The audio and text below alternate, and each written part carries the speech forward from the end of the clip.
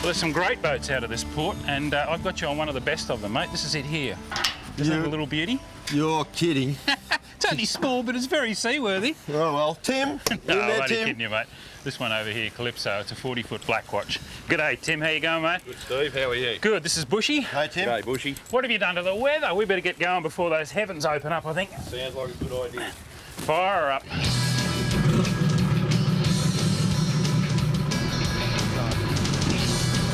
Yeehaw!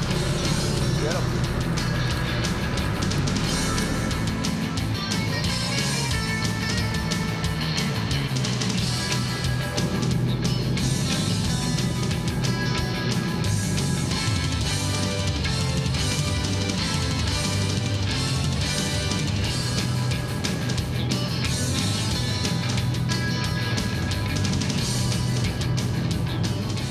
Bushy and I are on the good ship Calypso with Captain Tim Dean, and we're fishing out of Port Stephens, just north of Newcastle on the New South Wales north coast. You know, this area has emerged as probably one of the best bill fishing ports on the east coast of Australia. There are black, blue and striped marlin here in great numbers right through summer and autumn, and that's what Bushy and I are going to chase today. Yeah, I would have thought the reels would be a little bit bigger though, Steve, to get these marlin. Ah, Bushy, you're in one of those moods today, aren't you? As with most forms of fishing, we have to catch the bait first, and that's what we're going to do. We're going to catch some live baits, and we're going to show you some interesting techniques for fishing them. Tell you what, it'd blow a dog off a chain at the moment, but we're still going to catch the bait in the hope that the weather might come good, and when it does, we'll be straight out there. Come on, Bushy, let's get in there and catch some bait. Catch is fast and furious. We haven't even gone fishing yet. Yes! Yeah. Only a tiddler. Anyway. That's what we're after. Slimy mackerel, one of the best live baits in the business. Oh, whoa! Look out, Steve, it's a big one. Me too. Double hook up. Mine's bigger. Oh, dropped mine. Good. Mine was bigger anyway.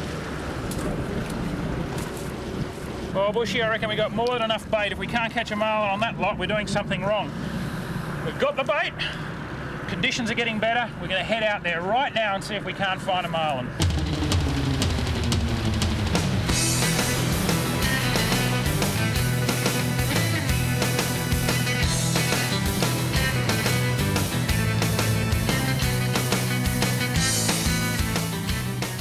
Well, we're doing something a little bit different today. Traditionally, if you're after marlin, you put lures or baits out the back with hooks in them. But we're actually going to put baits in the water that don't have any hooks in them. They're called teasers.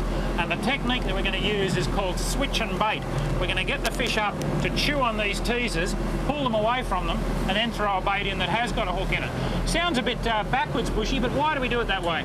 Well, the theory behind that is that when this bait's flipping along the top and the marlin comes up and grabs it, he gets a taste of some real meat, and he gets really cranky when Steve pulls this bait away, so he's really mean when he sees a proper bait. If you've just got the normal bait in the water, the marlin's not quite as fired up when he eats it.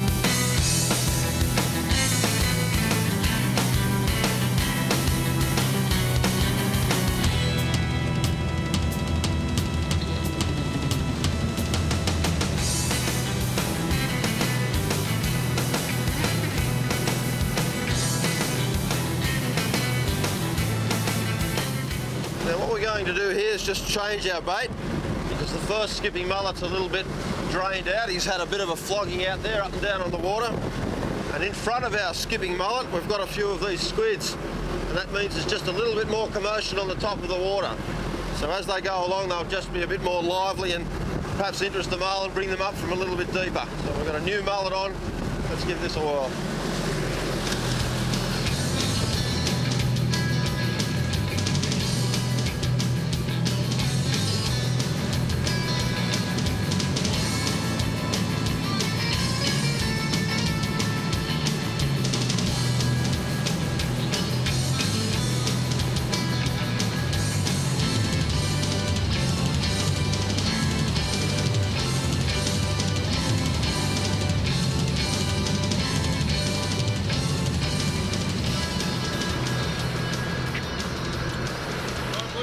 Haven't felt him get it, but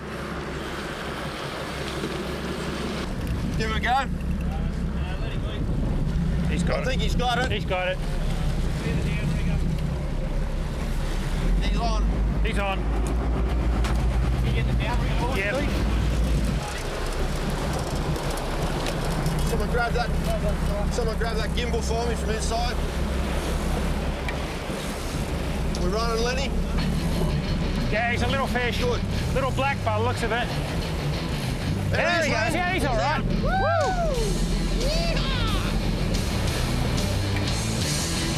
We're running, Lenny. Well, that's how it's supposed to work. Fish came up, nailed the teaser bait. I let him chew on it a couple of times, pulled it away from him. Bushy dropped the live bait over the side, and the marlin ate it straight away. It's a black marlin, looks about 50, 60, 70 kilos. We'll have a good look in a minute. It's a nice little fish anyway. This is where the skipper plays such an important part in the capture of these fish. He's driving back, driving forward, always keeping a tight line and minimising the time that we spend fighting the fish so that we don't stress it out too much. It's a lovely fish. Yeah, he's coming up, coming up. There he goes. He's oh, lovely fish. Woo! Edge is still under. To put a little bit more pressure on it, most of these game reels have got a 2-speed capacity. It's a little knob on the side of the reel. I've just pushed it. That means I've got a lower gear, so I can pull that fish in without having to work too hard. The modern gear these days makes life a lot easier for us marlin fishing. I've got the tag pole here. It's got the fisheries tag in the end of it. It's a dart style metal-headed tag. It's on this applicator pole. When we get the fish close enough, I'm going to try and put this tie in its shoulder. And if it's recaptured in a couple of years' time, we'll be able to tell where it was first tagged, where it's been. It's a great program. Lovely, healthy fish. He's swimming upright. He hasn't rolled over at all. Oh, and there he goes. Look at him go. Woo. Look out, Bushy. Ah, he's gone. Well, that's not quite the result we wanted, but I guess it amounts to the same thing. We're just going to put a tag in and let him go. The hook's pulled from the fish. He's completely healthy. We've had a ball, and I can go and have a rest. That's a lot of fun. Whew.